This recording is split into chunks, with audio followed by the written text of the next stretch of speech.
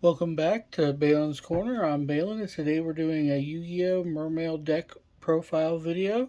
I'm going to try out a different camera system for this. My other camera, unfortunately, is not wanting to focus anymore, so I've got to get a new one. But I wanted to go ahead and get this video made, so I'm going to try this out and see how it works.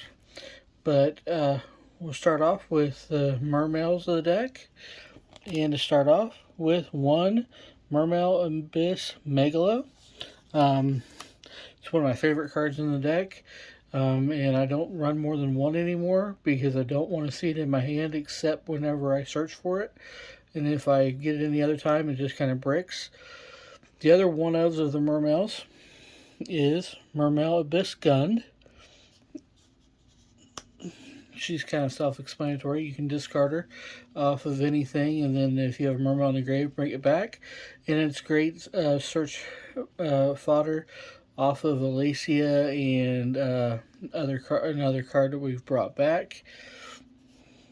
Mermail Abyss Pike is a surprisingly good card. Didn't run it for a very, very long time to read and then put it back in, and it definitely can help you go into things like Bahamut Shark and other versatile plays like that, as well as play off some search engine shenanigans. And because we finally got a card that can search for it, we're brought back Mermail Abyss Teus. It's a great card. We're running 3 of in the deck, and it's just a wonderful, wonderful card. Unfortunately, for a long time, we couldn't search it off of anything, and so unless we drew it, we just didn't have it to work. And so that could kind of cause some issues, especially late game if you really needed it and you don't have it. But now, luckily, we can finally search for it because of a new card that's come out, and so that is definitely making it back into the deck because of it, and that's just great for us. It makes us just that much more versatile in the deck because it is an easier summon than Megalo. It can help you get the board in the graveyard the way you want it to do different things, and so that's just great. Of course, the star of the deck is Netabus, the Atlantean Prince. It is the number 1 card in the deck. You always run 3 of them. You got to have 3 of them to really work, and you want to be able to run as well as you can. Next, you got Atlantean Dragoons, and we do run 3 of it as well. Because if you're going to run Netabus and Dragoons together, it's just an amazingly quick graveyard control, hand control. It just does so much for you in this deck, and because it allows you to search most of the deck, because most of the deck is Sea Serpent, which is great, and the fact that you can send it to the grave off of Netabus, even if they ash Netabus, and then you're still going to get that draw. From that search from the deck to your hand. So that's a huge, huge benefit of that card. Next, we've got the Atlantean Heavy Infantry. We run 2 of it.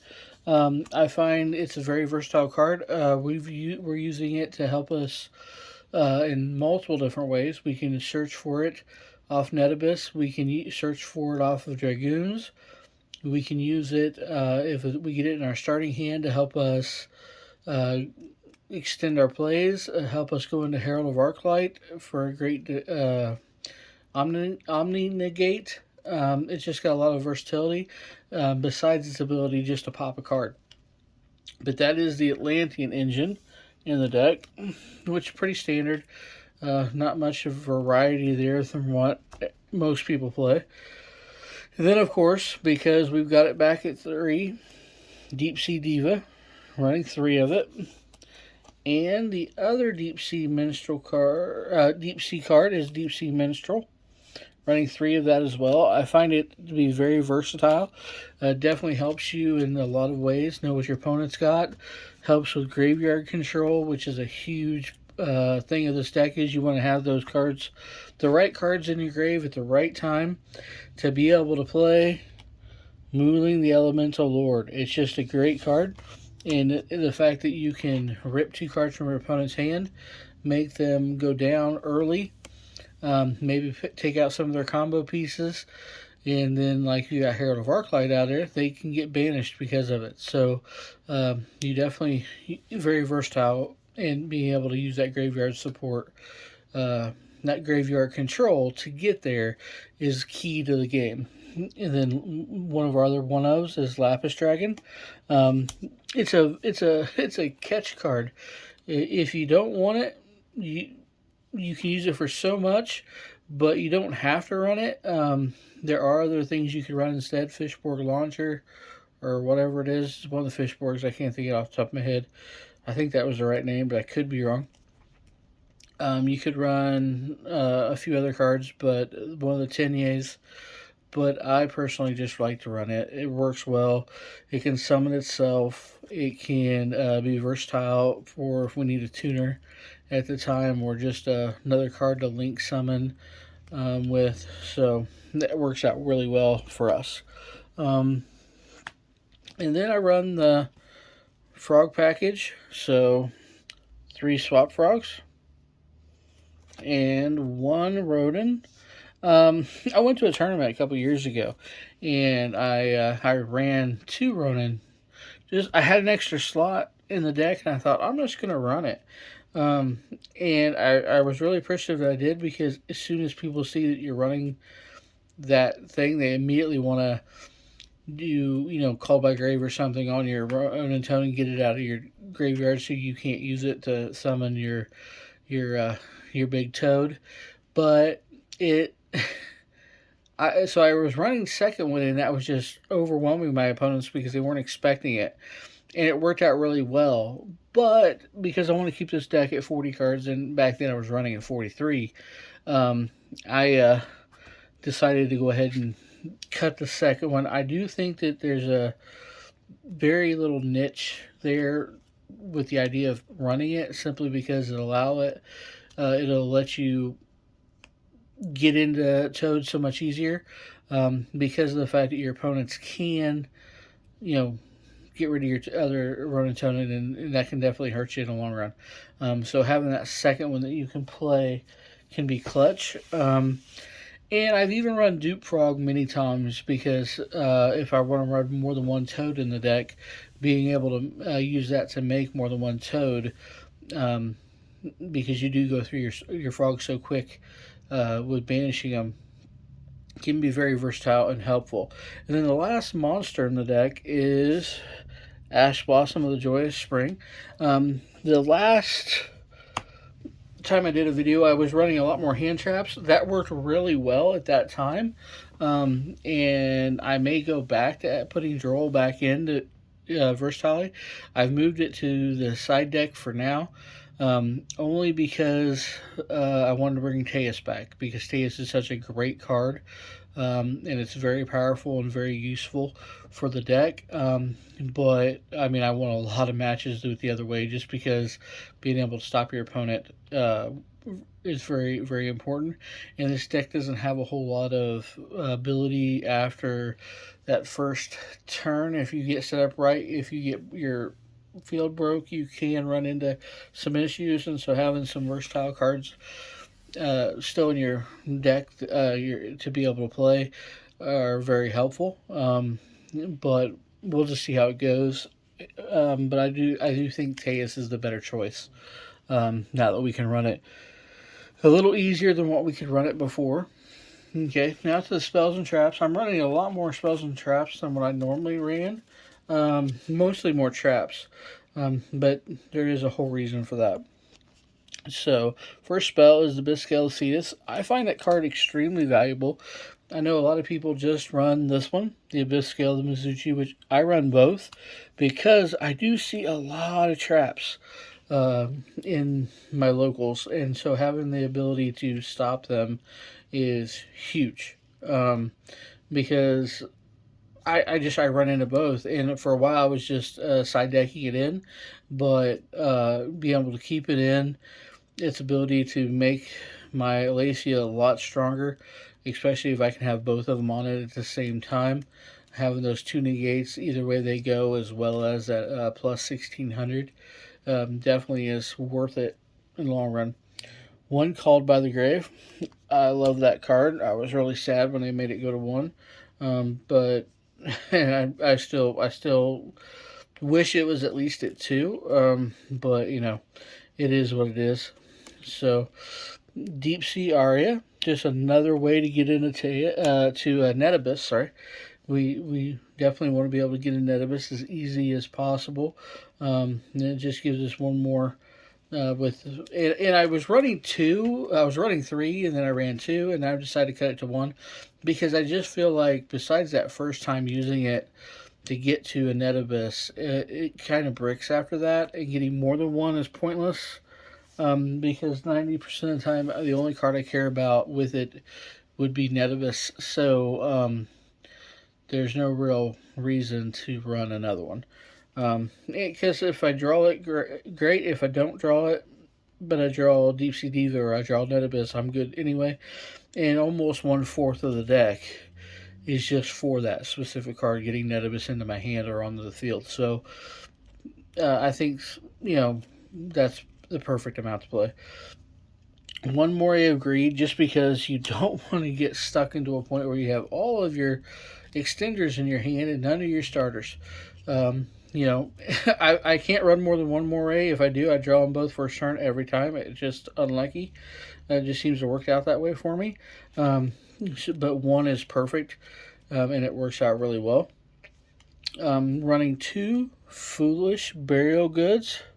I find those are helpful to get us into the new card that we need to get out Teus. And those will definitely help us a lot because we want to get into Ice Barrier. It is the newest card in our deck. It is the entire reason why Teus is back in our deck and more versatile than ever.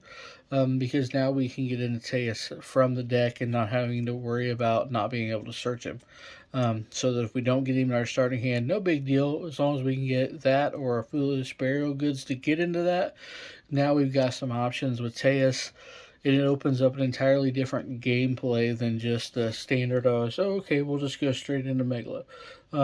Because if they can stop anything on that, we're kind of stuck. If they stop Netabus, we're not going to get into Megalo or get into Mooling. So having another out there can definitely help. And so it's just great to be able to finally have a card that can search off Teus for us and help us out. And because of the fact that if I've already got my Teuses all out, or a Teus out, and I don't need another Teus, but I did get Foolish Burial Goods, I have been playing with some other ideas, and so right now I'm going to try this one, Lost Wind. I think that this is definitely a card that can be useful in this. Because while it's in the graveyard, I can use it, and so I think that'll be really good. Thinking of other cards that I can use from the grave that might be useful. I got a couple other ones that I'm testing, but right now that one's the one that I'm going to go with, simply because of the fact that I want to have a card that I can use with Foolish Burial Goods if I don't need it for the Ice Barrier in the Teus. Might as well use its versatility and the fact that Lost Wind's a really good card to have anyway.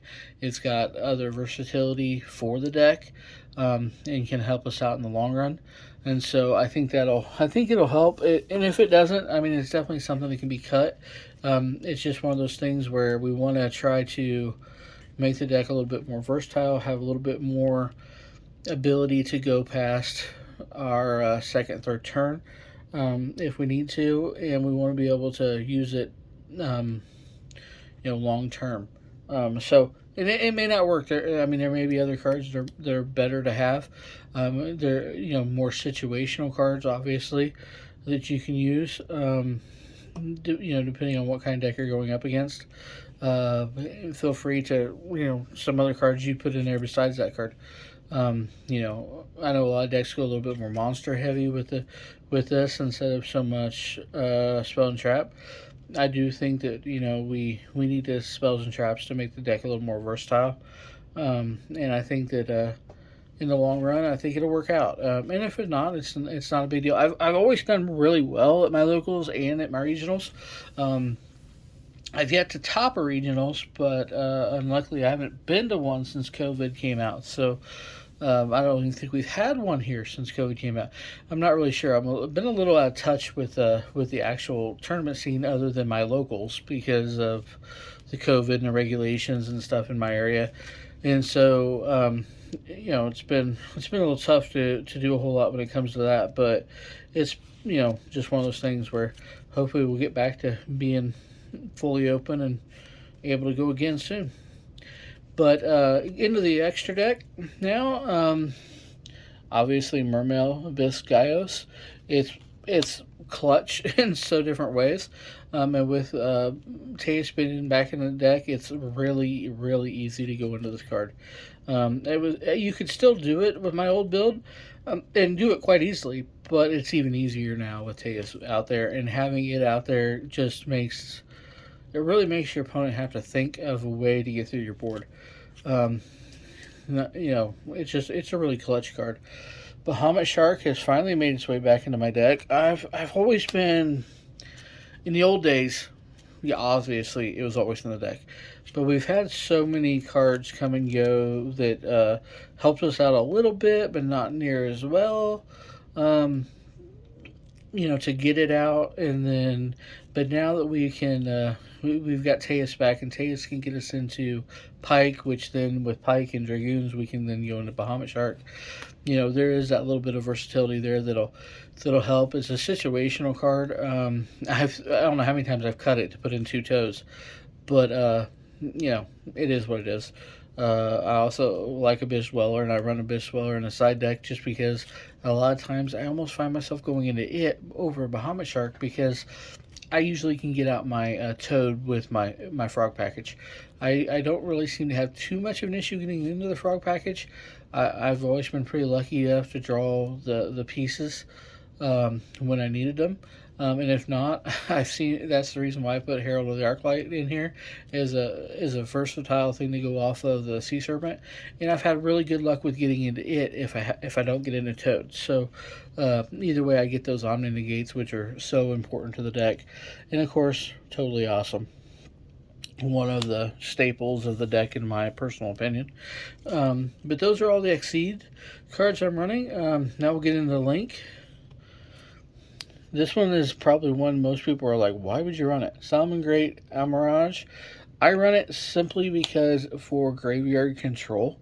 A lot of times I find myself into a point where they've ashed something, and now I'm going to be in trouble. I'm not going to be able to get my graveyard control exactly the way I need it to bring out Mooling, and that card can help me do that. So I do feel like it's a worthwhile card to have.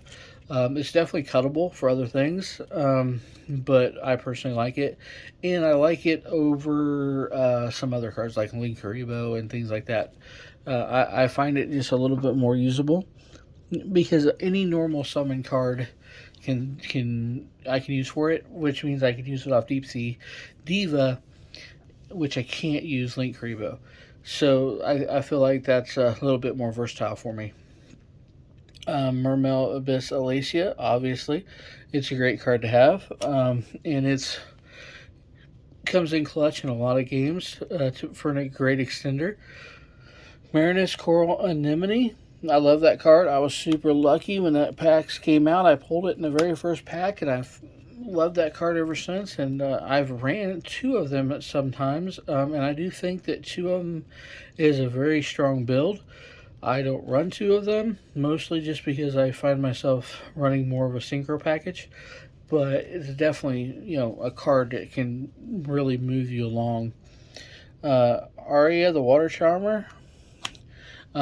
Sometimes because I am running Ash Blossom, and running Amirage, and running a couple other cards that are in my Synchro package that are, well, I guess one card that are not water. I sometimes need a way to get those cards off the field to do something else because they've locked those cards out or done something to those cards to make them no longer usable. And so it's just a great one of. it's something you could use. You may never use it, but having it there and not having it, needing it, is worse than having it and never using it. So I definitely think it's worthwhile. Appaloosa, Bow of the Goddess, it's an amazing negate. You're not. I don't find myself usually getting more than two negates out of it, simply because of the way the deck's built. But it's still, I can usually get two negates if I get it out there, which is great because two's better than nothing, especially because we're usually going to play Toad or Herald of the Arclight with it, and so we're going to get that third negate that way. Speaking of the Synchro package, I'm going to start out with Tasanoka, which I love. I love that card. Being able to use the card from my hand to help me go into my synchros is so clutch. Because I do find myself a lot of times having a decent hand. When I first started playing Mermail, there was always the thing, okay, you burn through your entire hand, you burn through half your deck, and then you're like, okay, I'm top decking. Because of a few of the cards in the deck, we no longer need to do that. No longer need to burn through our deck so quick that you get everything into the graveyard. We can kind of slow play it a little bit more, and because of it, you're going to have cards in your hand that would be very versatile with that to then go into other synchros, which is great. I've talked about it a bunch. Herald of Arclight. I think it's a great card to have. Deep Sea Diva and Heavy Infantry can pull that baby out no problem. And you can also use, I believe, Minstrel and Netibus to pull it out if you needed to. So it's definitely something we can pull out in multiple ways, and it's definitely something very usable in our deck. Coral Dragon. It's a great card. I think it's the best level 6 synchro for a water deck you could possibly have. It just is. I've tried others. I've never been as happy. It's just, in my opinion, it's the best card you could possibly have for a synchro level 6. And you do want the kind of the level up with this deck because you want to be able to have different things for depending on the situation that you're in that can do a little bit different to help you when once you get past that first board. Deep Sea Prima Donna. It's a great card. It's very useful. You can use it to go into Gaios with Megalo or Teus. You can use it to go into any of your even larger synchro monsters and make them even stronger. So there's a lot of little versatility for it, and it's pretty simple to get into with this deck. There's not a whole lot of issues. Pretty much synchro monsters, we can do anything we want. It stinks we don't have a level 5 synchro that's really worth anything for our deck, since they banned the one that was. But hey, it is what it is, and we'll just kind of skip over level 5s. Adamancer Risen Dragite. It's a good card. It really is. If you can summon it, great. I was using Hope Dragon for a while because I wouldn't be able to use this card exactly the way I wanted to use it, but if I had all the time, and if I had Mooling out there, you can go into Hope Dragon so that you don't have to worry about losing your battle phase. And if you don't have Mooling out there, you just leave this card on the field and don't go into Hope Dragon. Unfortunately, I had to cut that because I brought in a different card, and we may end up going back to Hope Dragon and cutting something like the Amirage for it. I just like having something to be able to get around the idea that I'm going to lose my battle phase if they do something to Mooling. So being able to do that is great, and this card definitely helps with all that. Next one is Ravenous Crocodile. It is just a great card. It can definitely help you in a lot of situations, and it just does really well. I was shocked at how strong it is, and being a level 9 helps because going to level 9 is one of the easiest things to do with this deck. And so having something there that can do that and is versatile, not like a generic, is very, very helpful. And then one of our newest cards and our last card in our extra deck is Sword Soul Supreme Sovereign Changing. I probably didn't say that right, but hey, that's okay. That's a really, really good card. It's very versatile. It's great in this deck. There's so many little things we can do with it to help our deck overall. And it's new though, so we'll try it out and see how we like it. And if for some reason we don't like it, hey, we can always pick something else. But I think it'll work out well.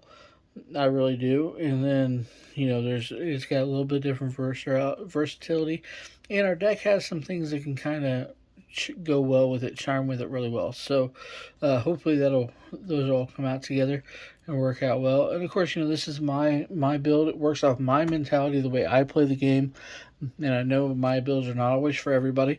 And everybody has their own opinions on what they like and what they don't like.